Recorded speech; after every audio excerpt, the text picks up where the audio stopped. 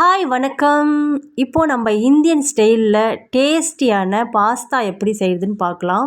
இதுக்கு தேவையான 2 பெரிய சைஸ் வெங்காயம், ஒரு சின்ன சைஸ் தக்காளி, 4 பச்சை மிளகாய் எடுத்துக்கலாம். அதுக்கு முன்னாடி ஒரு அகலமான பாத்திரத்தில் பாஸ்தாவை கொட்டி தண்ணி நல்லா முழுகிற அளவுக்கு வச்சிடலாம். இது கூடவே 1 ஸ்பூன் அளவுக்கு ஆயில் சேர்த்துக்கலாம். எந்த ஆயிலாக இருந்தாலும் ஓகே. இந்த வீடியோவை ஃபர்ஸ்ட் டைம் பார்க்குறவங்க மறக்காமல் நம்ம சேனலை சப்ஸ்கிரைப் பண்ணிக்கங்க, லைக் பண்ணுங்கள்.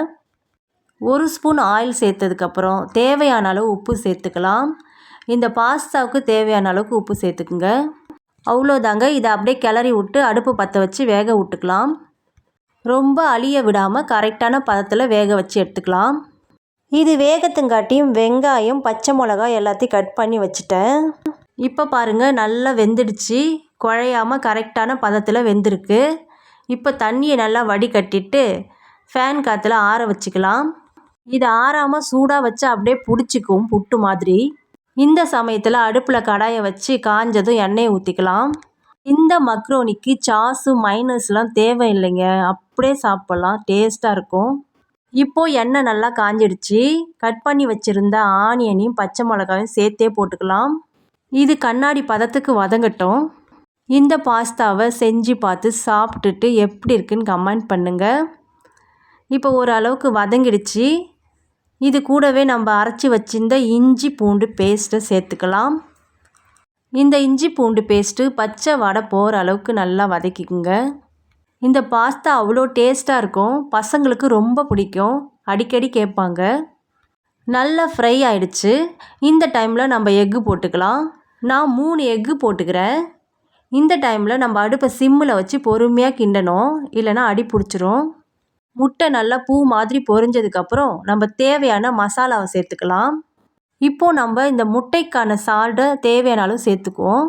பாஸ்தாவை நம்ம சால்ட்டு போட்டு வேக வச்சிட்டோம். ஸோ இதுக்கு மட்டும் சேர்த்துக்கலாம் திட்டமாக. சிம்மிலே வச்சு சால்ட்டை நல்லா கலந்துக்குங்க.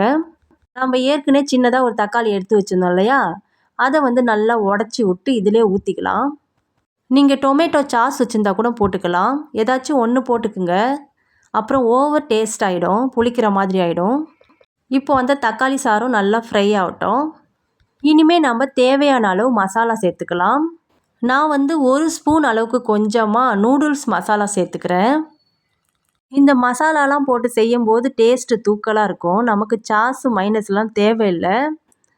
அது கூடவே கொஞ்சமாக கரம் மசாலா போட்டுக்கிறேன்.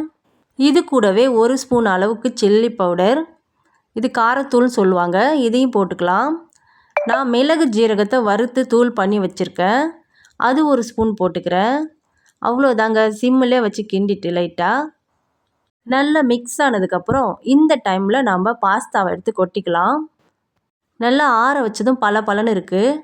நீங்கள் சூடாக போட்டோன்னா அப்படியே ஒட்டிக்கும். அது கட்டி கட்டியாக இருந்துச்சுன்னா அது உள்ள மசாலா ஏறாது. அதனால தான் நம்ம பலன்னு ஆற வச்சு போடுறோம். இப்போது நல்லா மிக்ஸ் பண்ணி விட்டுக்கலாம். இந்த டைமில் கொஞ்சமாக சோயா சாஸ் போட்டுக்கலாம். இந்த சோயா சாஸ் நல்ல டேஸ்ட்டு கொடுக்கும். இதை நல்லா கிளறி விட்டுட்டு இது கூட புதினா கொத்தமல்லி ஆட் பண்ணிக்க வேண்டியதாங்க.